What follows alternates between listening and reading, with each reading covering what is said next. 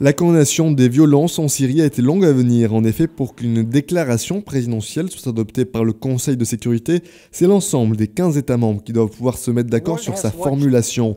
Tous les membres du Conseil ont donc voté l'adoption de la déclaration, y compris le Liban, voisin et proche allié de la Syrie.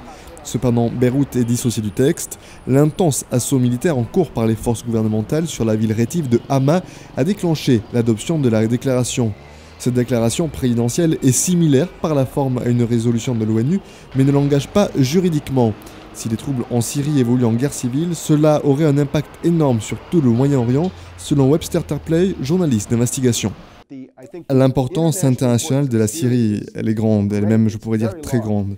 Si le gouvernement syrien devait tomber pour une révolution de couleur, ou une déstabilisation, ou encore une guerre civile du genre vers lequel les États-Unis poussent, eh bien vous auriez immédiatement le Hezbollah et le Liban totalement isolés.